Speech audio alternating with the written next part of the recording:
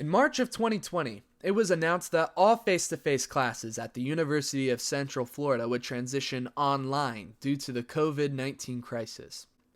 Professor Elizabeth Horn thought of a project to allow artists that had been affected by the quarantine to collaborate and create, to show off their work, and to raise funds to help them get through these tough times. After a few Zoom meetings with her 7 students from the Theater for Social Change graduate course, and a partnership with the Orlando Downtown Art District, Creative Isolations, the American Artist Project, was born.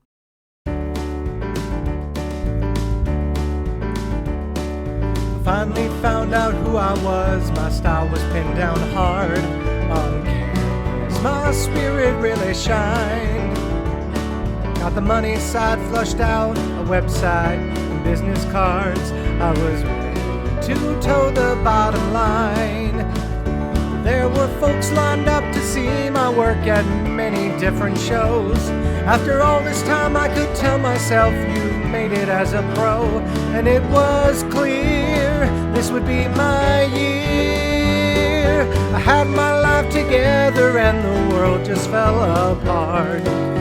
15 artists were selected to participate and create a live digital multimedia performance that included monologues, poetry, dance, music, paintings, photography, digital art, leather art, and more. This is the story of 3 of those artists. My name is Nelson Deskins. I'm an artisan here at Bientro Studios. The type of art we create is leather work, sculpted leather, tooled leather, leather items, leather products. My name is Dreagn Foltz. I live in Winter Garden, Florida, and I do a little bit of everything. I'm an actor, musician, writer, storyteller, juggler. Kind of picked up a lot of things along the way. My name is Julie Brown. I was doing comedy for the show, putting a little relief, and I'm from Orlando, Florida. Pretty much all the work I was doing has stopped since COVID. I was doing singing gigs at the resorts. I was doing some DJ gigs. We do sell a lot of our artwork at Universal Studios, Islands of Adventure, and the Shop of Wonders. Due to the COVID-19 virus, the parks are closed. With the parks being closed, our main avenue for sales has been shut down. All my projects that I work independently got canceled, and then my main job at Universal Studios canceled. They're still paying us right now, but by May 3rd, they're gonna stop paying us altogether.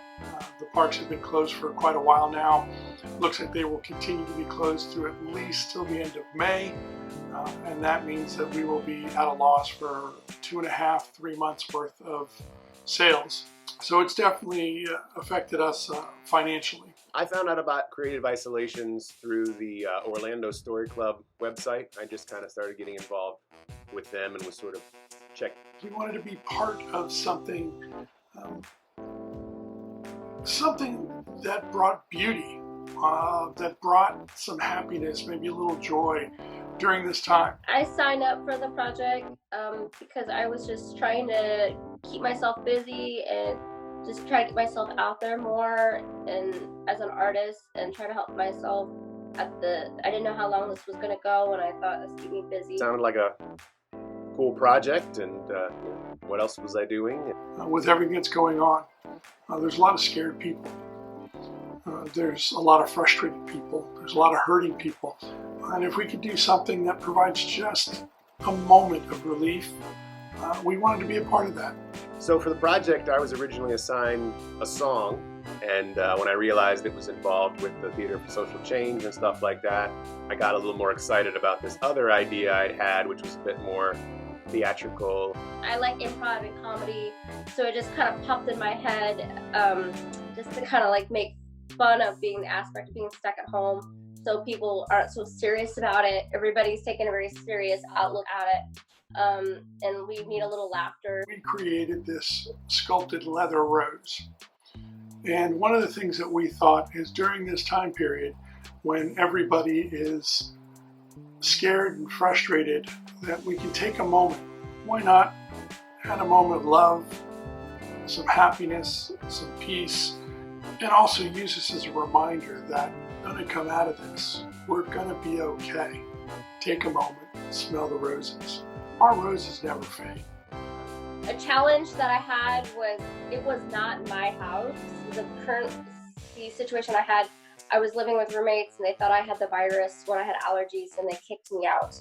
So I was staying with a friend on their couch and they let me have the space to do the show. We're not able to get our main medium, which is leather.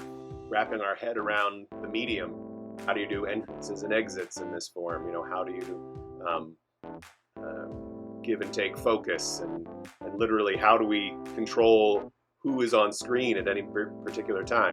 To be honest with you, we didn't know what to expect. We just knew that we wanted to be part of something during this time, something where we could give back. I didn't really have too much in the way of expectations. You know, we had no idea. I didn't know how extensive the partners involved in the project were, like how much the word was going to get out, and then, you know, how much people would be interested in watching a show on their Monday night or watching it live. So I think that, I didn't necessarily know what to expect of, the group, the other artists and staff. That was all, I was very pleased with all of that.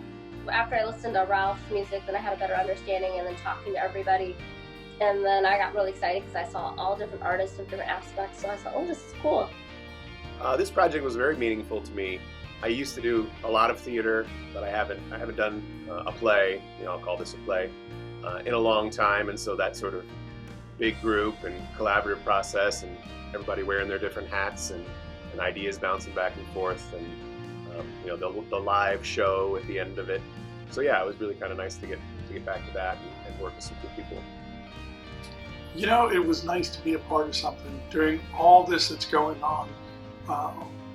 Being home alone, if you will, being kept inside, really only going out to get groceries or medication. It was nice to be part of something positive during this time period. It was nice to be able to give back to the world around us and be able to share what we do.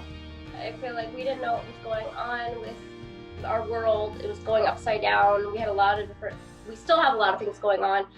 So it was just, as artists, to help take our heart that we're thinking of and help project it for the community and just put a little entertainment and, like I said, keep me going, keep me just, some goals. But I was excited to do it. It meant a lot to be able to be picked to do this project as an artist, and it made me feel like I'm actually a known artist in the community.